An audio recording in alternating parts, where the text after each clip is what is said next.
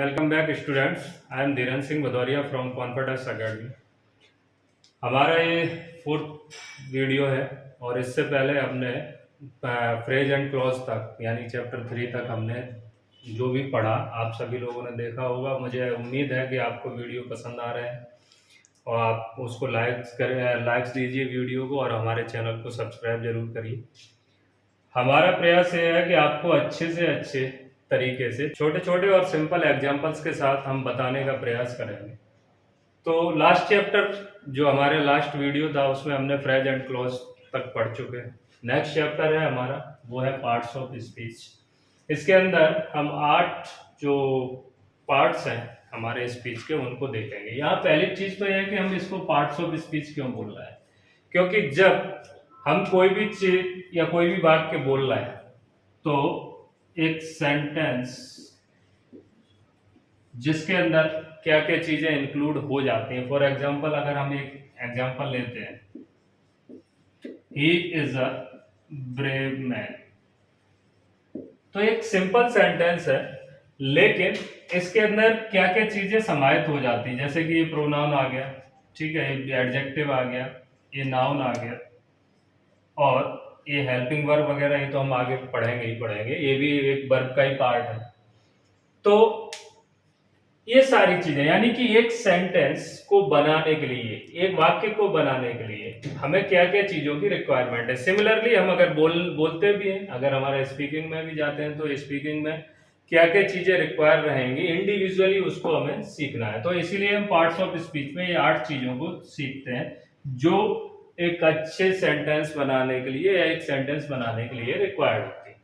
तो 8 जो हमारे पार्ट्स ऑफ स्पीच है वो है, जैसे पहला है हमारा नाउन जिसको हम संज्ञा बोलते हैं, दूसरा है प्रोनाउन जिसको सर्वनाम बोलते हैं, तीसरा एडजेक्टिव जिसको हम विशेषण कहते हैं, फोर्थ नंबर का है वर्ब जिसको हम क्रिया कहते हैं, फिफ्थ नंबर है एडवर्ब इसको क्रिया विशेषण कहते हैं, सिक्स नंबर है प्रपोजिशन इसको हम संबंध बोधक कहें, कंजक्शन इसको हम समुच्चय बोधक कहते हैं और इंटरजेक्शन इसको विस्मयादि बोधक कहते हैं। एक चीज और ध्यान रखना है कि हमने सेंटेंस में पढ़ा था एक्सक्लामेटरी सेंटेंस, उसको भी हमने विस्मयादि बोधक बोला था। तो एक्सक्लामेटरी सेंटेंस में जो विस्मयादि बोधक है वो विस्मयादि बोधक वाक्य है और ये इंटरजेक्शन है वो विस्मयादि बोधक शब्द है। ये हमें ध्यान रखना है। नाउ एक चीज और जो बहुत ज्यादा जरूरी है और आपको समझनी है कि हमें इंडिविजुअली, हम ऐसा नहीं है कि एक एक चीज को बाय डेफिनेशन और उसके टाइप्स पढ़ते ही छोड़ देंगे। इसके अंदर जो जो चीजें इंक्लूडेड है वो भी सारी चीजें हम पढ़ेंगे। जैसे फर्स्ट वीडियो में हमने आपको थोड़ा बताने का प्रयास किया था कि क्या क्या रहेगा, मैं दोबारा उसको रिपीट कर देता हूं कि जैसे नाम के अंदर हम जेंडर,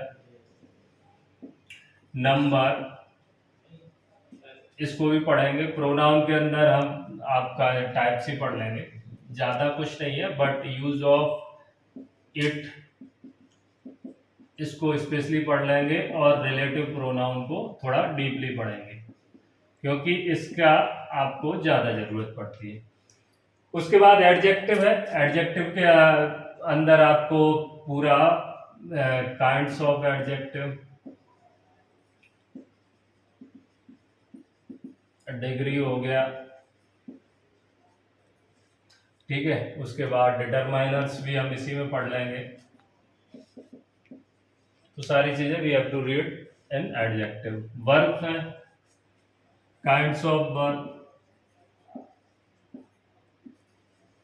ट्रांजिटिव इंट्रांजिटिव वर्ब हम इसी में पढ़ेंगे, टेंसेस, एक्टिव एंड पैसिव इसी में पढ़ेंगे, एडवर्ब क्रिया विशेषण इसको काइंड्स ऑफ एडवर्ब हम पढ़ेंगे और प्रपोजिशंस इंडिविजुअली हम इसमें भी जितने भी प्रपोजिशंस हम यूज करते हैं इसमें भी हम ये देख लेंगे कि कौन कौन से प्रपोजिशंस का कहां पर पर्टिकुलर हमें यूज करना चाहिए ग्रामेटिकली, ये सारी चीजें हम देखेंगे। तो डेफिनेशंस और इन चीजों को तो हम समझेंगे, इनके पार्ट्स और इनके अंदर हम पूरी गहराई तक जाएंगे। तो जब हम ये पार्ट्स ऑफ स्पीच को कंप्लीट करेंगे देन वी विल फाइंड कि आपका अमूमन जो बेसिक ग्रामर का पार्ट है वो इसी में इंक्लूडेड है। इसी को जब हम ये 8 के 8 पार्ट्स ऑफ स्पीच को डीपली पढ़ेंगे तो वो उस पर सारी चीजें क्लियर हो जाएंगी।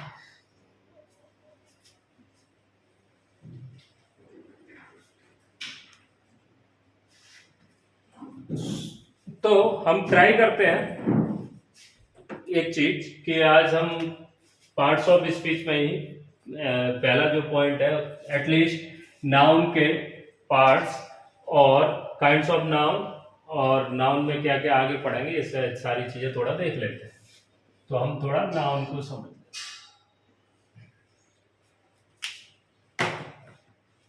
नाउन यानी संज्ञा।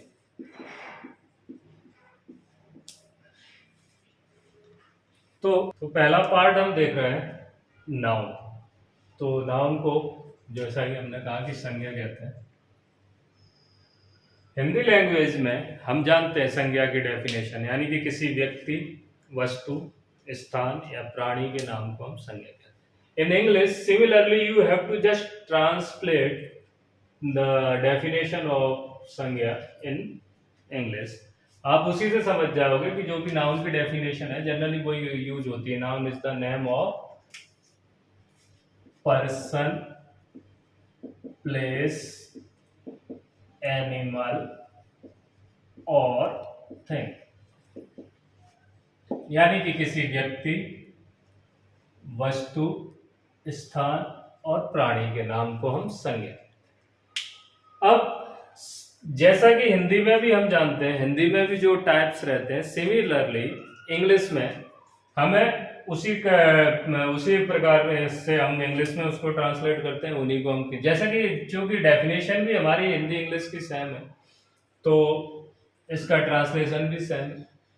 तो सबसे पहला जो हम देखते हैं, यानी कि अगर हम यहाँ कहें काइंड्स ऑफ नाउन, यानी कि नाउन के प्रकार या संज्ञा के प्रकार, तो पहला है कॉमन नाउन, जिसको हम कहते हैं जातिवाचक। अच्छा, कॉमन नाउन और प्रॉपर नाउन को हम एक साथ समझते हैं, बहुत आसान हो जाएगा हमारे लिए समझने के लिए कि पहला है कॉमन नाउन। जब हम इसको अगर हम सिंपली समझें तो कॉमनली स्पीकिंग,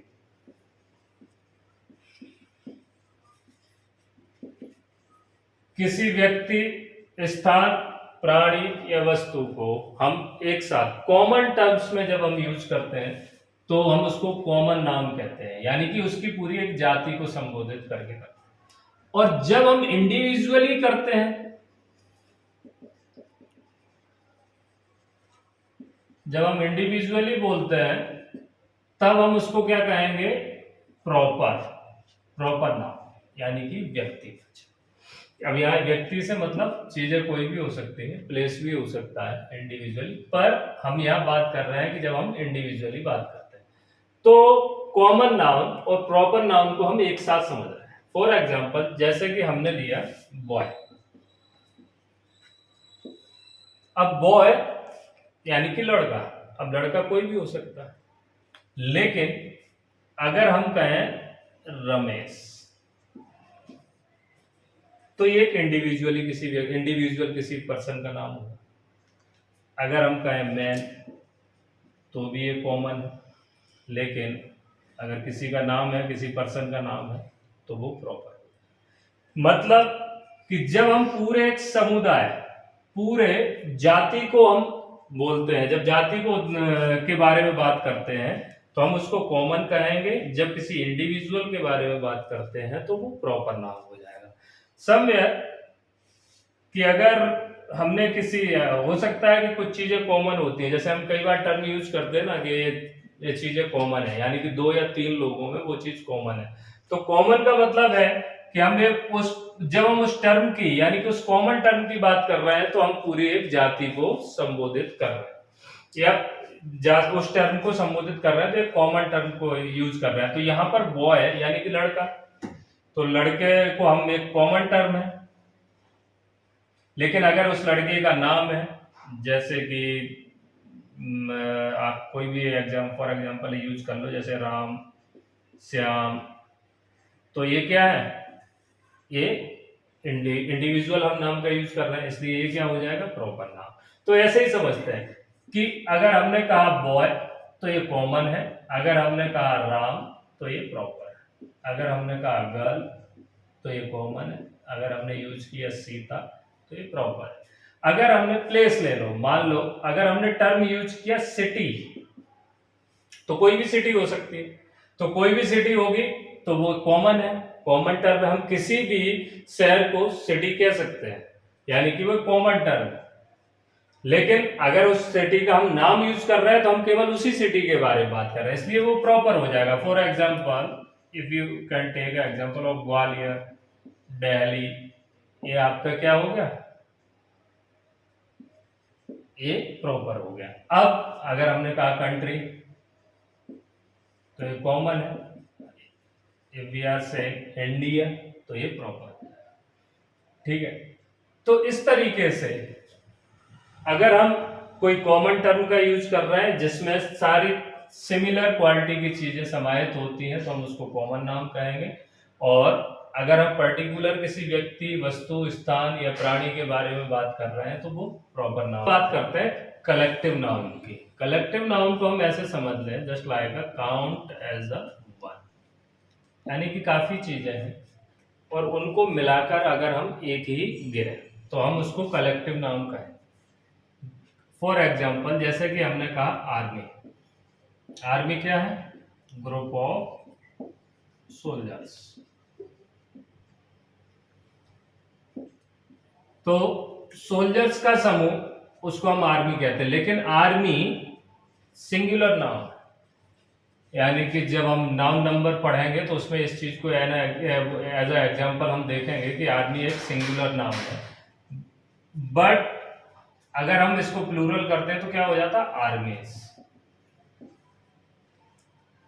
बट जो सोचने वाली बात है वो ये है कि ग्रुप ऑफ सोल्जर्स, यानी कि सोल्जर्स काफी संख्या में, लेकिन इन सभी सोल्जर्स को मिलाकर हम क्या कर रहे हैं, काउंट कर रहे हैं और एक देता है।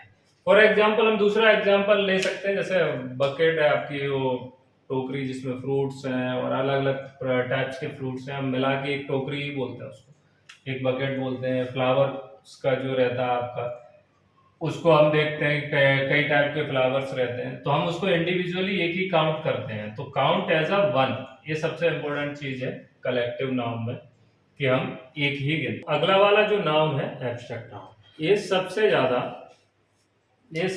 महत्वपूर्ण नाउन है, क्योंकि इसमें जो हम नाउन की बात करते हैं वो भाववाचक। भाववाचक का मतलब कि ऐसे नाउन जिनको ना तो हम देख सकते हैं ना ही हम टच कर सकते हैं, only can feel, can't say can't touch, only can feel, यानी कि जिसको हम केवल महसूस कर सकते हैं। अब महसूस करने वाली बात है तो हमें ये समझना पड़ेगा कि ये नाउन जो बनता है वो ट्रांसफॉर्मेशन से बनता है, यानी कि जब हम एडजेक्टिव से नाउन बनाएं, वर्ब से नाउन बनाएं या नाउन से नाउन, यानी कि हम जब ट्रांसफॉर्म करें एडजेक्टिव टू नाउन या वर्ब टू नाउन या नाउन टू नाउन, तो उसमें जो नाउन बनते हैं वो एब्स्ट्रैक्ट नाउन कहलाते हैं, यानी कि एक भाव, यानी कि एक फीलिंग को रिप्रेजेंट करते हैं, ऐसे नाउन्स हम देखते हैं। तो ये एब्स्ट्रैक्ट नाउन को हम तीन तरीके से समझते हैं। पहला है आपको क्वालिटी, दूसरा है एक्शन और तीसरा है स्टेट। स्टेट मतलब अवस्था, हम इसको ये कह सकते हैं एक अवस्था, जैसे कि जवानी, बुढ़ापा, ये कहते हैं, इसकी हम बात करें तो क्वालिटी जनरली हम जानते हैं कि ये एडजेक्टिव होता है, जब हम पढ़ेंगे विशेषण, यानी विशेषता होती है वही क्वालिटी होती। तो क्वालिटी को जब हम देखें कि क्वालिटी शो हो रही हो लेकिन वो विशेषण ना हो, वो नाउन हो, यानी कि विशेषण से ट्रांसफॉर्म होकर नाउन बने। फॉर एग्जाम्पल हम बात करें, जैसे कि कोई आदमी बहुत ज्यादा ईमानदार है, कोई व्यक्ति बहुत ज्यादा ईमानदार है, यानी कि हम कहें ऑनेस्ट, तो ये ऑनेस्ट जो है वो क्या है, विशेषण। लेकिन जब हम शब्द यूज करें ईमानदारी, यानी कि ऑनेस्टी, तो ये क्या बन जाता है, ये नाउन बन जाता है। अगर हम कोई एग्जांपल से देखें हिंदी के अंदर, अगर हम समझते हैं वही एक ईमानदार, तो विशेषण है, उस व्यक्ति का विशेषण है। और जब हम बात करें कि ईमानदारी एक आवश्यक, मनुष्य के लिए एक आवश्यक कार्य है या आवश्यक वस्तु है, तो हम बात करेंगे वहां पर ईमानदारी क्या हो जाएगा, एक तरीके से नाउन बन जाएगा। जो इंग्लिश में भी हम एग्जांपल लेते हैं ना कि honesty is the best policy, तो वहां पर honesty as a noun work. दूसरा है एक्शन, इसी से समझ में आ रहा है, यानी कि एक्शन मतलब कोई कार्य होगा, कोई क्रिया होगी। तो एक्शन किससे बनता है? वर्ब से। तो वर्ब जैसे कोई क्रिया हम कर रहे हैं, फॉर एग्जांपल लेते हैं हम लाफ। लाफ मतलब हंसना। तो हंसना, रोना, गाना हम जानते हैं ये सारी क्रिया है। तो लाफ, हंसना, ये भी वर्ब है। लेकिन लाफ से अगर शब्द बने लाफ्टर, तो लाफ्टर मतलब हंसी। तो कहते हैं ना किसी की हंसी निकल गई, तो वो एक नाउन बन जाता है। ठीक है, एक तरीके से नाउन, अगर somewhere you want to relate just like a subject of the sentence, तो सब्जेक्ट की तरह वहां वो काम करना शुरू कर देता है। तो हम ये समझ लेंगे कि लाफ्टर क्या है? नाउन। तीसरा है अवस्था। जैसे मैंने आपसे कहा भी था कि ये नाउन से नाउन बनता है। फॉर एग्जाम्पल चाइल्ड, हमने लिया एक एग्जाम्पल, चाइल्ड मतलब बच्चा, और चाइल्डहुड, ये क्या बन जाएगा? चाइल्डहुड यानी बचपन। तो बचपन एक अवस्था है और बच्चा एक नाउन है। तो ये नाउन से ही ट्रांसफॉर्म होकर नाउन बनता है। इसको हम क्या कहते हैं? स्टेट। एक अवस्था होती है, यानी कि एक पड़ाव कह सकते हैं। जैसे कि हमने यहाँ उम्र का पड़ाव का ही एग्जांपल ले लेते हैं। जैसे बचपन एक उम्र का पड़ाव ही है, बुढ़ापा ये भी पड़ाव है। एक एग्जांपल और ले सकते हो आप, स्लेव। इसी के अंदर स्लेव मतलब गुलाम, नाउन है। और स्लेवरी यानी कि गुलामी, ये भी एक अवस्था है। आप अपन ने ये एग्जांपल कई बार हिंदी में भी आपने देखा होगा कि हम 1947 से पहले गुलामी की अवस्था में थे। यानी कि एक हमारा जो स्टेट था वो क्या था? वो गुलामी का था। ठीक है, हमारी अवस्था गुलामी की थी। तो ये एब्स्ट्रैक्ट नाउन हो गया। आप यहाँ पर ये देख सकते हैं जो टर्म्स हमने यूज किए थे कि can't see, can't touch, only can feel. तो ना तो आप ईमानदारी, ना लाफ्टर, ये ठीक है, एक तरीके से हम इन चीजों को महसूस कर सकते हैं। ये फीलिंग वाले भाव हैं, इसीलिए हम इसको भाववाचक है। लास्ट वाला जो नाउन है ये थोड़ा सा इतना ज्यादा वो नहीं है। हम ये समझ सकते हैं कि जो भी चीजें हमारे हमें whatever we found on earth, यानी कि एक पदार्थ, यानी कि मटेरियल जो भी हमें मिलता है पृथ्वी पे, वो सारा पदार्थवाचक नाम कहलाता है। आप इसमें एग्जांपल ले सकते हो जैसे कि गोल्ड, सिल्वर, आयरन, मिल्क, ये भी एक पदार्थ ही है। तो जितना भी हम जानते हैं साइंटिफिक लैंग्वेज में भी हम जानते हैं मटेरियल, नॉन मटेरियल चीजों को, तो उसी में जो भी मटेरियल है वो पदार्थवाचक। अब एक चीज जो समझनी है कि जनरली अलग अलग बुक्स में अलग अलग तरीके से टाइप्स रहते हैं, काइंड्स ऑफ नाउन रहते हैं। तो हमें ये समझना है कि हमें किस तरीके से चीजों को क्लैरिफाई करना है। जनरली हमें नाउन समझना है, तो नाउन को हम किस तरीके से सेक्शनाइज करके बांट के ये देख सके या ये समझ सके कि ये कितने प्रकार हो सकते हैं। तो सब बुक्स में आपको अलग अलग टाइप्स मिलेंगे। अब कुछ बुक्स में आपको 3 टाइप से ही दिया जाता है। जैसे कि कुछ लोग कहते हैं प्रॉपर नाउन रहता है उसमें। कुछ बुक्स में हमने देखा है कि वो प्रॉपर नाउन को रखते हैं और 2 टाइप्स और जोड़ देते हैं उसमें, काउंटेबल और अनकाउंटेबल। और कुछ लोग 2 ही टाइप्स में रखते हैं, काउंटेबल और अनकाउंटेबल।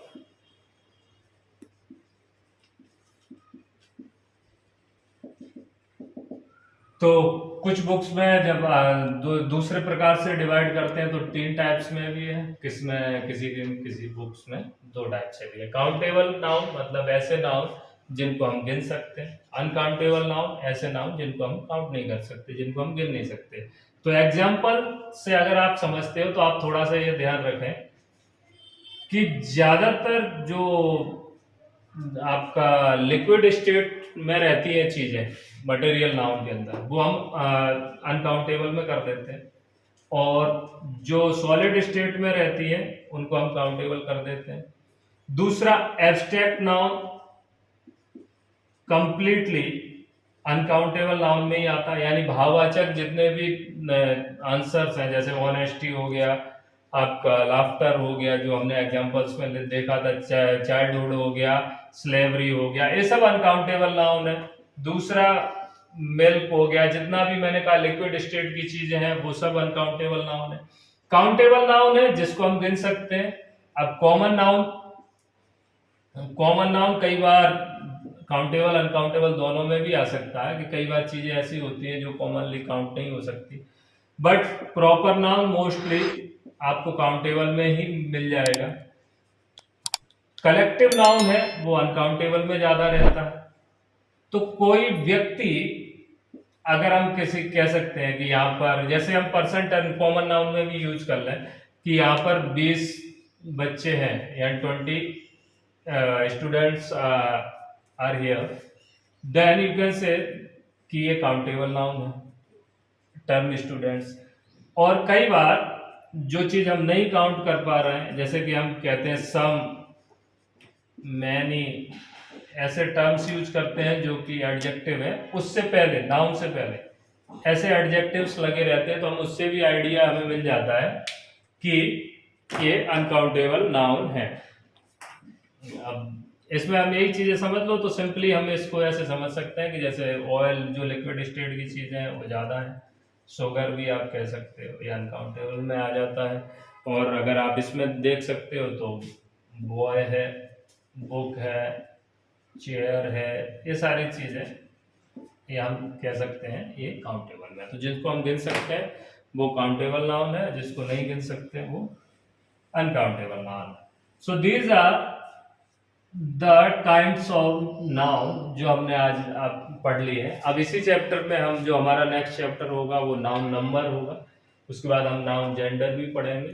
तो ये सारी चीजें जो जितने भी नाउन से रिलेटेड पॉइंट्स हैं, नाउन से रिलेटेड चैप्टर्स हैं, हम नेक्स्ट वीडियो में हम उसको कवर करेंगे। So thank you very much.